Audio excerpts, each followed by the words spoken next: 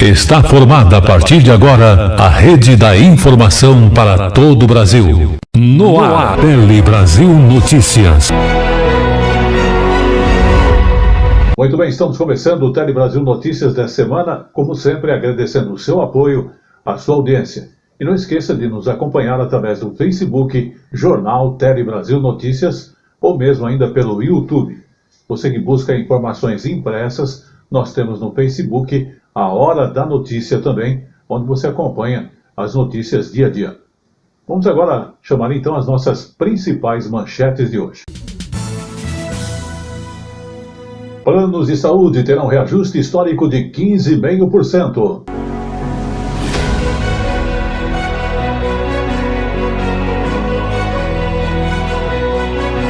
Sancionado o projeto de lei que altera o Programa Nacional de Apoio a Microempresas e Empresas de Pequeno Porte.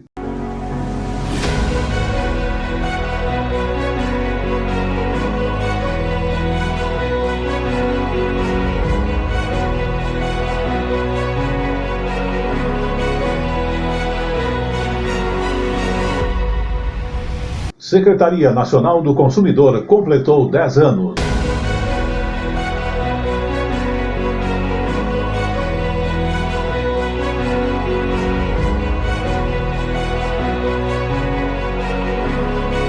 Novas regras devem aumentar os atendimentos por telemedicina.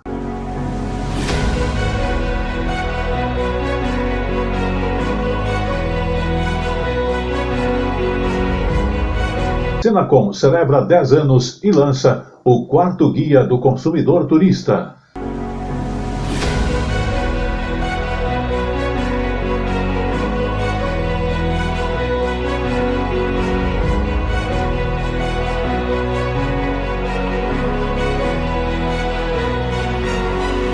Tudo isso e muito mais em 1 minuto para você.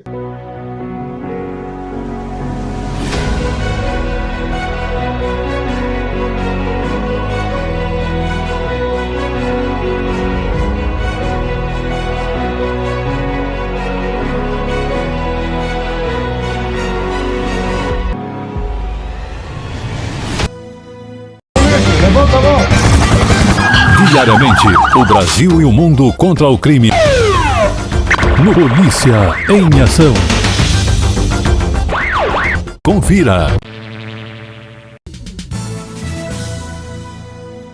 E começamos falando dos planos de saúde que terão um reajuste realmente histórico.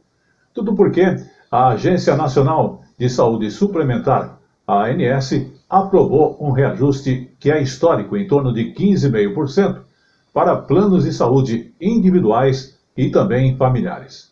Com respeito ao reajuste, ele se aplica às mensalidades cobradas entre os seguintes períodos, que vai de maio de 2022 e abril de 2023. Já na questão de validade, não vale para os planos coletivos e empresariais ou mesmo aqueles por adesão. Nada menos que 8 milhões de pessoas vão ser atingidas por esse aumento que, aliás, é histórico.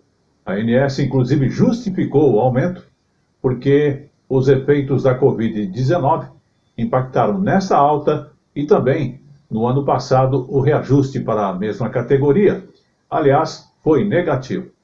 E o cálculo, então, para estabelecer os aumentos, eles envolvem e se baseiam na variação, inclusive, das despesas que são assistenciais e também do ano anterior e também na questão da inflação. Vamos acompanhar. Esse é o maior reajuste já aplicado pela agência, pela ANS, desde que ela foi criada no ano 2000. A decisão foi tomada pela diretoria por 4 votos a 1.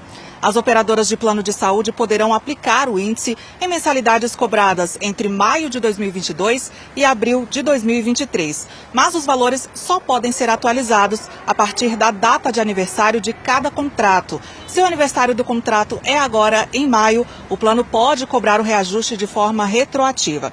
A decisão não se aplica aos planos coletivos, sejam empresariais ou aqueles por adesão. Ela vale apenas nas mensalidades dos contratos individuais e familiares firmados a partir de janeiro de 1999. O reajuste afeta cerca de 8 milhões de beneficiários. 16% do mercado de saúde suplementar. A gente lembra que esse aumento histórico ocorre um ano após a ANS ter aprovado pela primeira vez um reajuste negativo. Em 2021, as operadoras foram obrigadas a reduzir as mensalidades em pelo menos 8,19%, porque ficou constatada aí uma queda generalizada na procura por serviços de saúde devido à pandemia de Covid-19. Em nota, a Agência Nacional de Saúde Suplementar afirma que tanto o reajuste negativo do ano passado como o reajuste histórico deste ano tem relação com os efeitos da pandemia. Vamos agora falar de economia. Pronamp, presidente Jair Bolsonaro sancionou a lei, inclusive que é um projeto de lei que altera o Programa Nacional, que envolve diretamente o apoio às microempresas e também empresas de pequeno porte. Uma coisa importante para o momento, que é o Pronamp. Vamos observar. Além de garantir recursos para o Programa Nacional de Apoio às Microempresas e Empresas de Pequeno Porte, o Pronamp, o projeto vai facilitar o acesso ao crédito a mais de 90% das empresas brasileiras, incluindo os microempreendedores individuais. Além de 5,5 milhões de micro e pequenas empresas, a gente agora convida a se formalizarem para acessar crédito mais de 13 milhões de MEIs que existem no Brasil. O Pronamp foi criado em 2020 para ajudar pequenos negócios afetados pela pandemia de Covid-19. O programa se tornou permanente em 2021, tendo como garantidor de parte dos riscos o Fundo de Garantia de Operações. Segundo o governo, as mudanças devem assegurar a continuidade do programa. Nós criamos entre 20 e 21 aproximadamente 3 milhões de novos empregos. E grande parte disso, Mélis, veio das pequenas, ou vieram das pequenas e microempresas, quem realmente emprega em nosso país. Na ponta da linha, o mais humilde tem um sustento através das pequenas e microempresas. Tribuna Livre.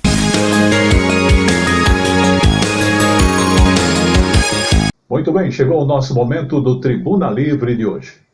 E o Tribuna Livre de hoje fala da questão de números de bebês aqui em São Paulo que chegam a triplicar em creches.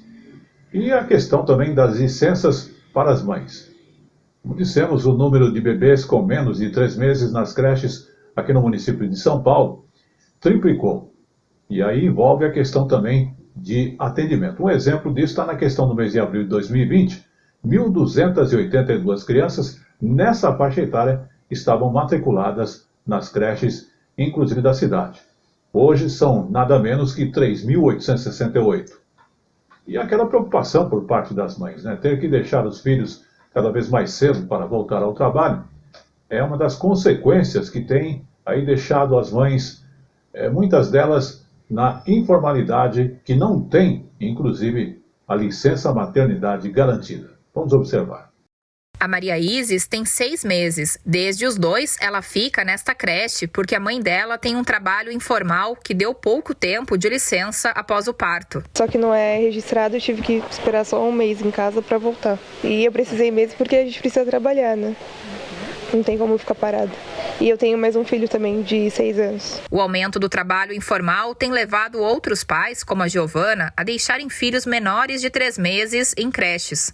Segundo dados da Prefeitura de São Paulo, o número de crianças matriculadas nessa faixa etária triplicou de 2020 para cá. A realidade de muitas mulheres não é a realidade de carteira assinada, com direito à licença maternidade.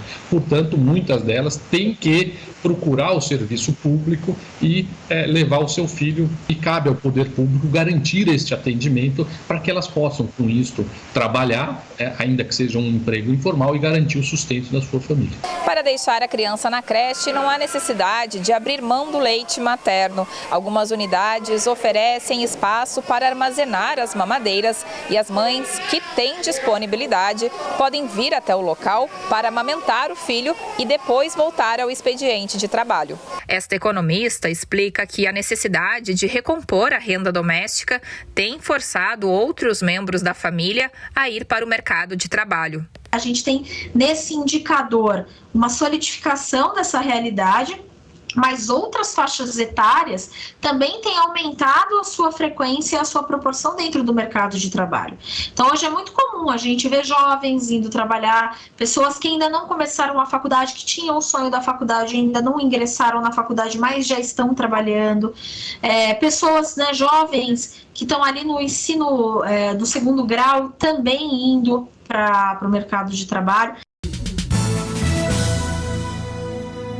Vamos falar de um assunto que, inclusive, agora no final de maio foi muito comentado, que é a questão da vacinação, sarampo, em saúde. Então, no final da campanha de vacinação contra o sarampo, até o dia 27 de maio, menos de 25% das crianças menores de 5 anos tomaram a vacina. Vamos observar. Manchas vermelhas pelo corpo, febre e tosse, sintomas do sarampo, que foi erradicado aqui no Brasil em 2016, quando a cobertura vacinal chegou a 99%.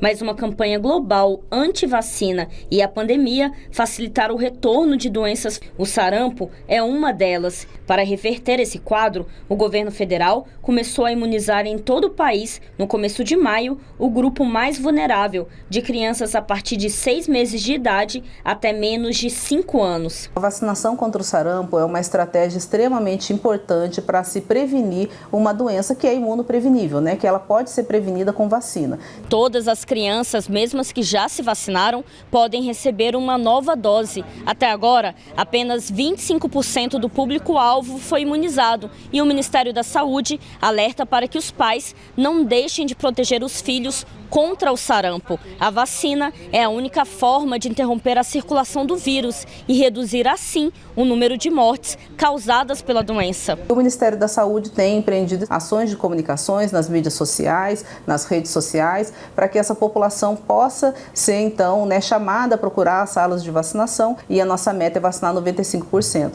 Hoje, no universo de quase 13 milhões, apenas 3 milhões e 350 mil crianças foram imunizadas. Mayumi, de 4 anos, já contribuiu para aumentar esse número. Hoje, com tanta tecnologia e conhecimento, e a gente está podendo, evitar pegar, adoecer, com certeza é a melhor coisa que a gente faz, é prevenir nossas crianças. Rafaela fica de olho na caderneta do Ian, de 6 meses. Ela não se arrisca quando o assunto é a saúde do filho. Acho que é uma obrigação nossa como os pais manter essa caderneta dele em dia. Tudo para mim, assim, que ajuda ele não ficar doente ou não ficar gripadinho, alguma coisa assim, eu prefiro deixar ele, imune a isso.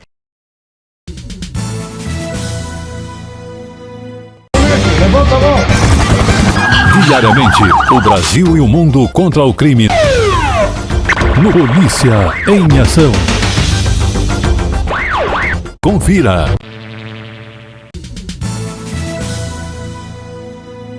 Nosso próximo assunto é habitação. Vamos falar aí do programa Casa Verde e Amarela.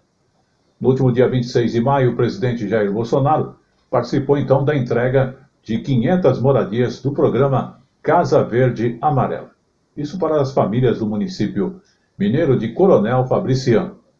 E também, para facilitar a compra da casa própria, o governo federal decidiu aumentar o valor de desconto do programa de habitação para as famílias que justamente de baixa renda que necessitam deste apoio. Vamos observar.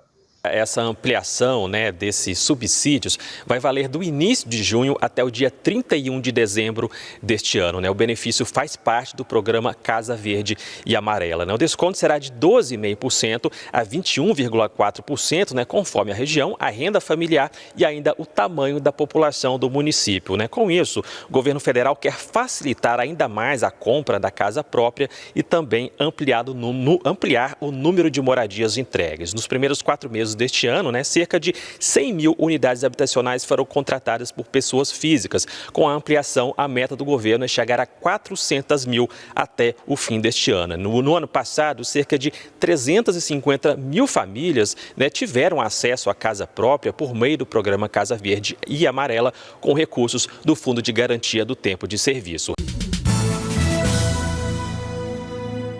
E vamos falar agora do consumidor, 10 anos da Senacom. Senacom, que é a Secretaria Nacional do Consumidor, completou justamente uma década no último dia 28 de maio. Planejar, coordenar e executar as políticas das relações de consumo no país. São 10 anos trabalhando para garantir a proteção e o exercício dos direitos do consumidor e incentivar a atuação conjunta entre PROCONs, Delegacias de Defesa do Consumidor e Defensoria Pública. Nos últimos meses, a Secretaria Nacional do Consumidor, a Senacom, tem atuado em várias frentes. No setor aéreo, por exemplo, recomendou às empresas a prorrogação do uso da passagem do consumidor durante a pandemia, sem custo adicional e sem multa. E mais, acompanhou a atuação dos bancos na renegociação de dívidas com as micro e pequenas empresas e a adequação das taxas de juros para pessoas físicas e jurídicas.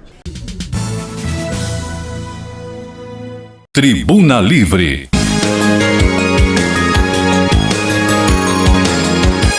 Novas regras devem aumentar atendimentos por telemedicina.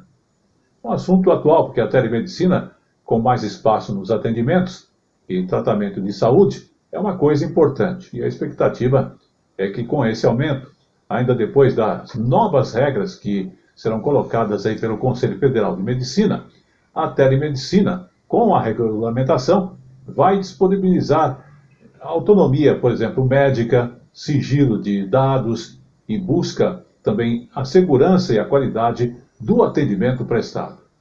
Para que ocorra o teleatendimento, então é necessário que haja o consentimento, em primeiro lugar, do paciente e que o paciente concorde que a transmissão desses dados gerados durante a consulta e também através das plataformas precisam fornecer formas de garantir a segurança e o sigilo dos dados. Seja por celular, tablet ou computador, a telemedicina já faz parte do nosso cotidiano, principalmente devido à pandemia de Covid-19. E com o crescimento na busca pelas consultas virtuais, a solução foi atualizar as regras. Essa norma vem assegurar isso, a autonomia do médico e do paciente para quem quer fazer telemedicina, assegurar a segurança do sigilo de dados e assegurar a qualidade da assistência médica prestada. Foi justamente durante a pandemia que o Tadeu teve contato com a telemedicina. Depois que o teste saiu o resultado como positivo, a gente não queria voltar para não correr de infectar as outras pessoas. A gente viu pela telemedicina dentro do aplicativo do plano de saúde. E aí foi muito legal, porque eles passaram quais medicamentos a gente tinha que tomar, os cuidados que a gente deveria ter, e se colocaram também à disposição para a gente precisasse fazer algum retorno, se tivesse alguma piora, qualquer coisa assim, né? As novas regras incluem 7 categorias de atendimento que podem ser realizados em tempo real ou mesmo quando o paciente estiver desconectado da internet. Entre elas estão a teleconsulta, que ocorre quando o médico e paciente estão em locais distintos, a teleinterconsulta, quando há troca de informações entre médicos com a presença ou não do paciente, e a televigilância, para monitorar ou mesmo orientar pacientes que precisem de um acompanhamento específico. Isso é muito importante para o médico decidir que tipo de telemedicina que ele quer praticar e o paciente que tipo de telemedicina que quer receber. Para que a consulta ocorra de forma remota, é preciso autorização do paciente. Também é necessário que ele permita a transmissão das imagens e dados gerados por meio da plataforma médica durante o teleatendimento. Além disso, os aplicativos dos planos de saúde devem dispor de maneiras para reforçar o sigilo e a segurança dos envolvidos, tudo para evitar que haja fraude. A gente acredita que os mecanismos de defesa também estão constantemente em evolução.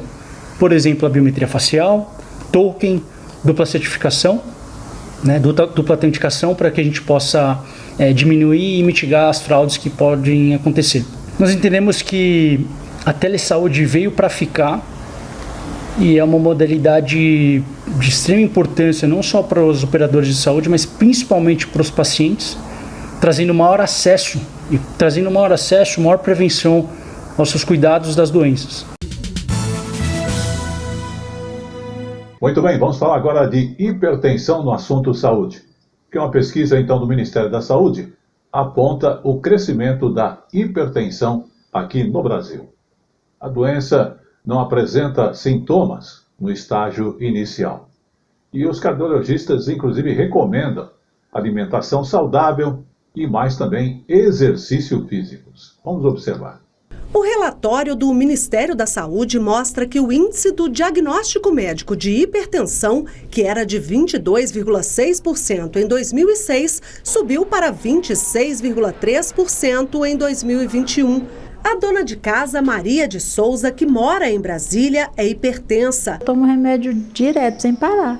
Quando a gente sente ruim, a gente vem aqui nas meninas, elas olham a pressão, orientam a gente como é que a gente tem que fazer. A pesquisa da Secretaria de Vigilância em Saúde aponta um crescimento de quase 6% entre a população masculina. De acordo com o Sistema de Informação sobre Mortalidade, de 2010 a 2020, foram registradas 551 mil mortes por pressão alta, 292 mil mulheres e 258 mil homens. O monitoramento serve para direcionar a formulação de políticas públicas e planejar ações de combate à doença na área da saúde. A hipertensão pode ser silenciosa, sem sintomas. Ela não tem cura, mas pode ser controlada com o uso de medicamentos e uma vida saudável. Se não for tratada, a pressão alta crônica pode causar doenças cardíacas e acidente vascular cerebral.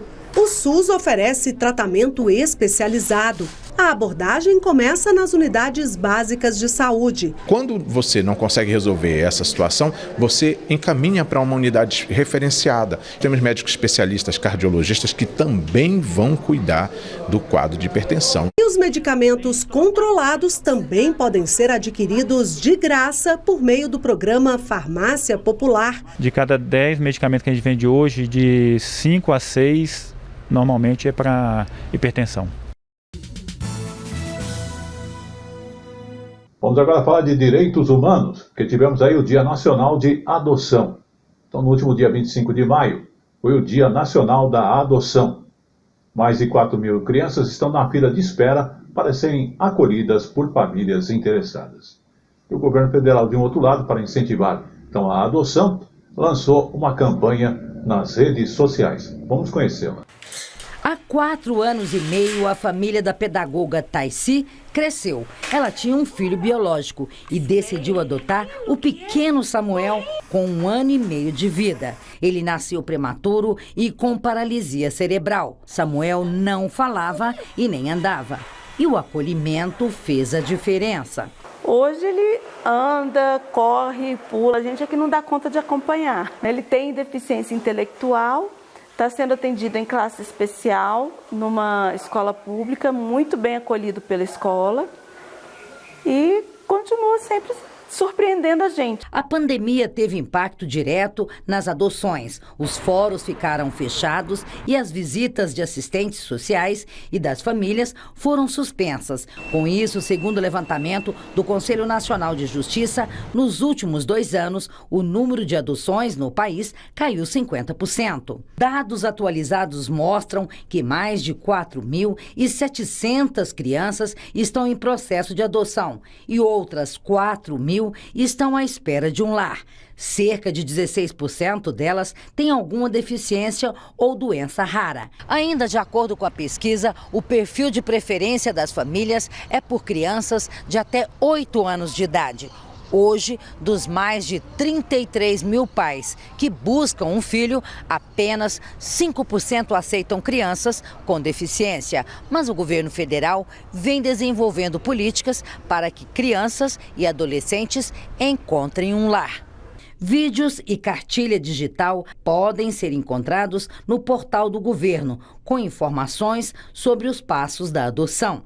tem o propósito de dar um pouco mais de luz a esse tema e trazer a questão à discussão na sociedade, esclarecendo algumas dúvidas que as pessoas têm a respeito do que é a adoção e, particularmente, do que é a adoção de uma criança com deficiência e com doença rara no nosso país. Levanta a mão! Diariamente, o Brasil e o mundo contra o crime. No Polícia em Ação. Confira.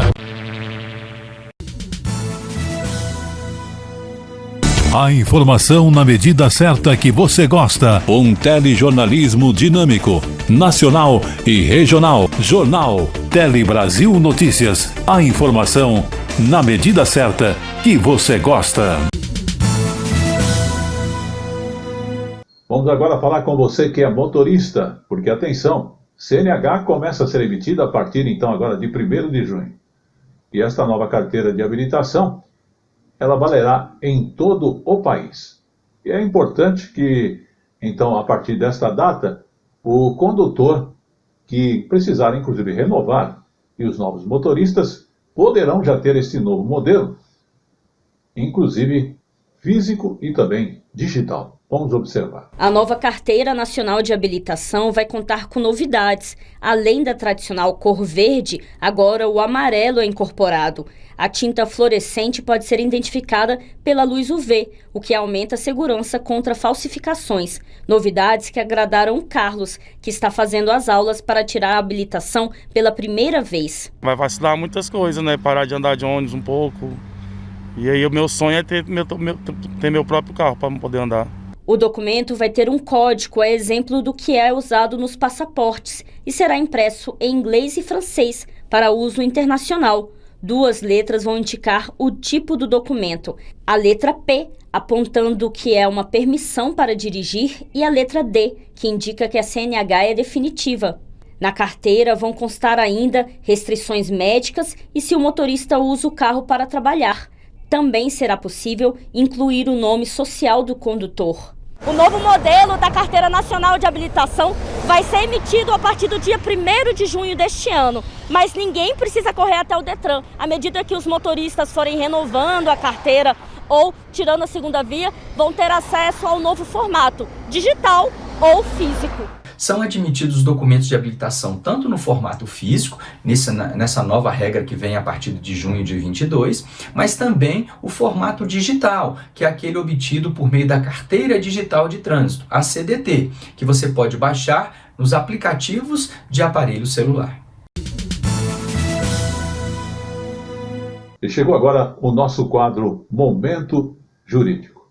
Momento Jurídico de hoje, ministro revoga a prisão domiciliar concedida de forma automática em razão da pandemia.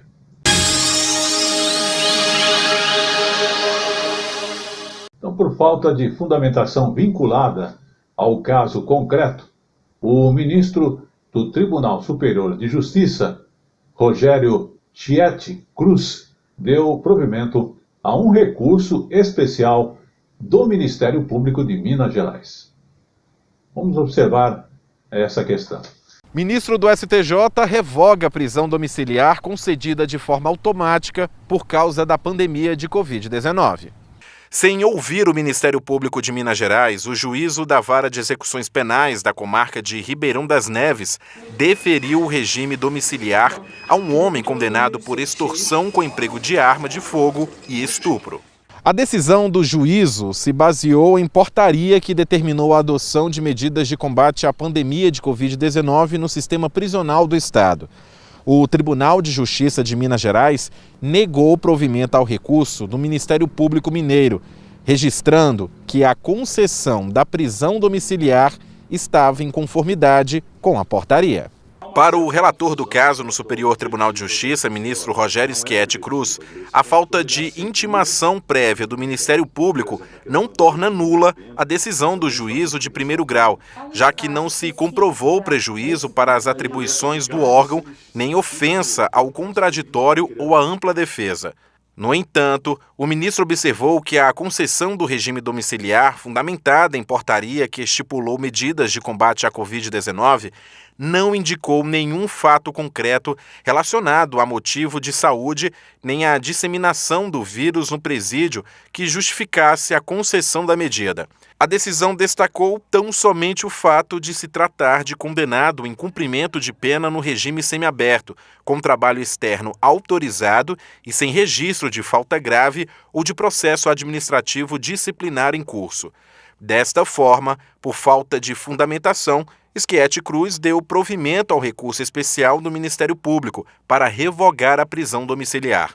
Foi determinado ainda que a Vara de Execuções Penais faça nova individualização da execução antes do cumprimento de eventual ordem de recolhimento, ouvindo a defesa e o Ministério Público para analisar os benefícios do regime semiaberto e eventual direito à nova progressão de regime ou ao livramento condicional. Vamos agora falar de crescimento econômico e também do Dia da Indústria, que foi celebrado, inclusive com índices positivos para a economia. Isso aconteceu em Minas Gerais, estavam presentes o presidente Jair Bolsonaro, que estava neste evento que celebrou, como dissemos, o Dia da Indústria. No ano passado, o setor criou nada menos que 475 mil empregos e cresceu 1,8% nos últimos 12 meses até março de 2022. A indústria é responsável por cerca de 11% da economia brasileira, segundo o IBGE. Só no ano passado, criou mais de 475 mil empregos e nos últimos 12 meses, encerrados em março deste ano, cresceu 1,8%. E o Dia da Indústria foi comemorado durante a cerimônia de posse da diretoria da Federação das Indústrias de Minas Gerais, realizada aqui na capital mineira. O empresário do setor têxtil, Flávio Roscoe Nogueira, foi reeleito e vai presidir a FIENG de 2022 a 2025.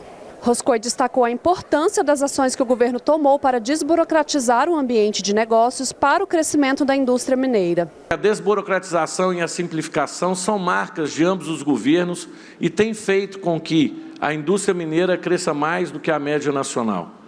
Nos últimos 3 anos, e no ano passado, principalmente, a nossa indústria cresceu o dobro da média da indústria nacional. O presidente Jair Bolsonaro participou da cerimônia e ressaltou algumas medidas econômicas de seu governo. Estamos cada vez mais na volta da normalidade, onde todos poderão dizer que estão numa situação já equivalente ou melhor que até mesmo a pandemia.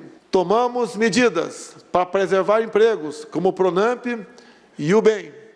Tanto é verdade que terminamos 2021 com um pequeno saldo do número de carteiras assinadas. Marco Antônio Tonunci é dono de uma empresa de tecnologia que produz soluções na área de transporte urbano. Ao perceber, durante a pandemia de Covid-19, que ia faltar ventiladores pulmonares no Brasil, criou o projeto Inspirar, que produziu e distribuiu 2.700 equipamentos para todo o país. A ação rendeu a indicação ao Prêmio Industrial do ano de 2020, entregue pela FIENG. Durante o projeto a gente viu muita coisa, né? Por mais que a gente tenha conseguido fabricar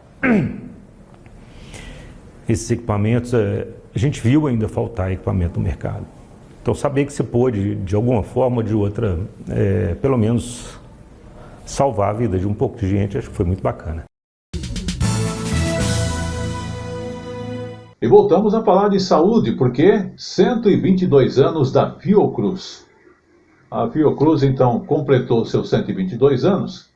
E é uma reportagem, inclusive, do Maurício de Almeida, que conta a história desta instituição que foi criada para combater epidemias no início do século passado.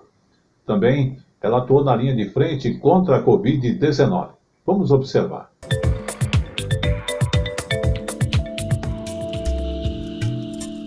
Olhando de longe, o castelo imponente chama a atenção. Ele foi erguido no início do século passado por Oswaldo Cruz.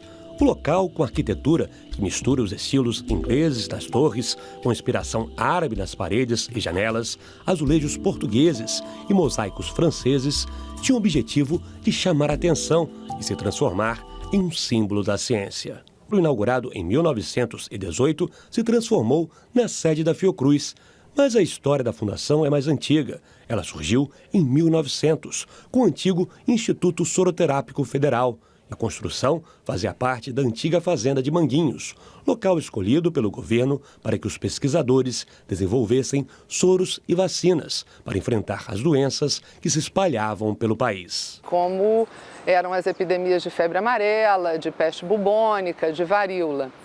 E o Oswaldo Cruz, ele vem exatamente com a missão de combater esses problemas. Toda a história da Fiocruz é preservada pela Casa de Oswaldo Cruz, um núcleo da Fundação especializado em documentação histórica. No acervo com mais de 100 anos de pesquisas estão antigos livros que registravam a produção de vacinas, plantas da construção do castelo, cartas enviadas pelos cientistas, desenhos com espécies descobertas pelos pesquisadores e documentos históricos, como este, que mostra a nomeação dos primeiros funcionários da instituição. Na lista aparece o nome de Oswaldo Cruz, que foi contratado no dia 26 de maio de 1900. Uma unidade, voltada para a história, a memória da instituição e das ciências da saúde, para a preservação do patrimônio cultural e para a comunicação e divulgação em ciência. Ao longo do tempo, a Fiocruz cresceu e se expandiu. Atualmente, ela está presente em todas as 5 regiões do país, com núcleos em 10 estados, além do Distrito Federal.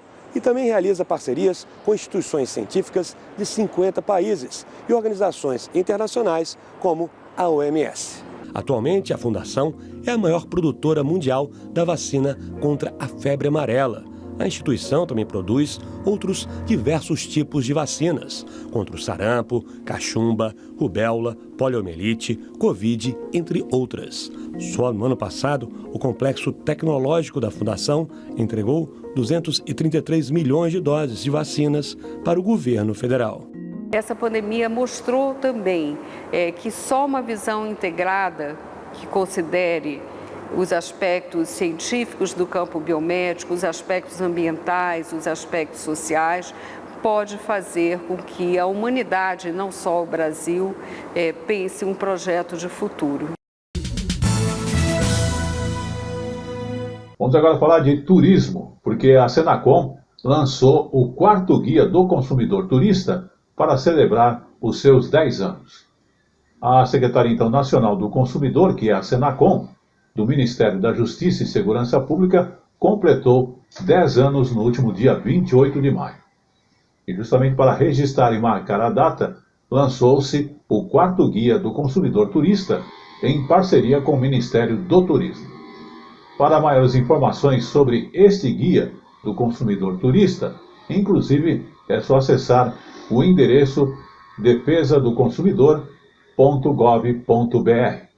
Vamos observar com mais detalhes. Nos últimos meses, a Secretaria Nacional do Consumidor, a Senacom, tem atuado em várias frentes. No setor aéreo, por exemplo, recomendou às empresas a prorrogação do uso da passagem do consumidor durante a pandemia, sem custo adicional e sem multa. E mais, acompanhou a atuação dos bancos na renegociação de dívidas com as micro e pequenas empresas e a adequação das taxas de juros para pessoas físicas e jurídicas. E os feitos não param por aí. Por isso, o Ministério da Justiça promoveu este evento para comemorar a primeira década da Senacom. Quero homenagear todos os servidores também que compõem não só esta casa, não o Ministério, não a Secretaria, mas todos os órgãos do Sistema Nacional de Defesa do Consumidor. No evento teve ainda o lançamento do 4º Guia Consumidor Turista em parceria com o Ministério do Turismo, com dicas para quem vai pegar a estrada. Orientações que vão desde itens obrigatórios de segurança e respeito às regras de trânsito, passando pelo esclarecimento de dúvidas sobre o tráfego em rodovias federais e estaduais e aquelas concedidas à iniciativa privada. O ministro da Justiça e Segurança Pública destacou como a presença deste livro, o Código de Defesa do Consumidor, nos estabelecimentos, foi determinante para a busca dos direitos da população. A defesa do consumidor, a defesa da relação como um todo, ela é extremamente importante. Eu vejo que a Secretaria Nacional do Consumidor, Defesa do Consumidor, tem avançado bastante nesse sentido. Vamos falar agora de Brasília, porque a Rádio Nacional de Brasília festejou 64 anos no Parque da Cidade, lá em Brasília. Isso aconteceu no dia 28 de maio, na manhã do sábado. Foi uma festa de aniversário ali no Parque da Cidade. Os Correntes do Forró abriram os trabalhos que celebram 64 anos da primeira rádio da capital federal. O local escolhido para a festa foi o Parque da Cidade. E quem compareceu, além de boa música, pôde conhecer os locutores da emissora. A festa foi hoje, mas o aniversário mesmo é na terça-feira. E se você fez bem as contas, sim, a rádio está em Brasília desde antes da inauguração. Foi pioneira ao levar para os ares a comunicação que fazia a ponte entre famílias e os que vinham construir a cidade.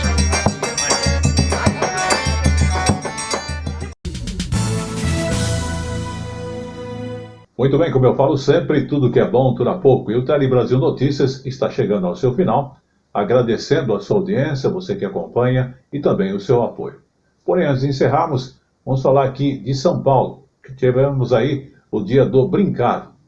E também, ele lembra a importância das brincadeiras para o desenvolvimento das crianças. Numa época com tantas telas, tem pais que se preocupam em oferecer aos filhos umas brincadeiras mais tradicionais. E é claro, gente apaixonada por brinquedos e que ganha vida com isso. É o caso da Rúbia. Daqui saem por mês cerca de 20 dessas bancadinhas. Cozinha, hospital, feira, pet shop, cenários para soltar a imaginação. Acho que é o convívio, né, com outras crianças, porque você não precisa só brincar sozinho, você brinca e você divide, saber dividir entre todos e o faz de conta, que eu acho que é um maravilhoso, porque eles abrem a torneira e vão fazer uma comida ou vão servir, às vezes querem, o pai senta, ela vai pegar a comidinha para dar, a mãe, entendeu? Então isso é um aprendizado, é um monte de coisa linda que a criança vai usufruir e nunca mais vai esquecer. Já essa loja é especializada em brinquedos educativos. São mais de 5.000 opções, de peteca a quebra-cabeça. A maioria das compras é para crianças de até 3 anos, mas existe também um público de idosos que brincam como forma de se manter ativos. Aqui, brincadeira é coisa séria. São brinquedos que fogem do básico, né? São brinquedos que trabalham com a criança, né? Ou estimulam a criança. E além dela brincar, ela também está aprendendo, né? Então ela aprende número, ela aprende letra, formas geométricas, cores, encaixe. Tem um brinquedo só, ela consegue aprender bastante, assim. E com esta última informação, o Tele Brasil Notícias vai ficando por aqui, agradecendo a sua audiência mais uma vez e também o apoio de João Vitor. Até a semana que vem.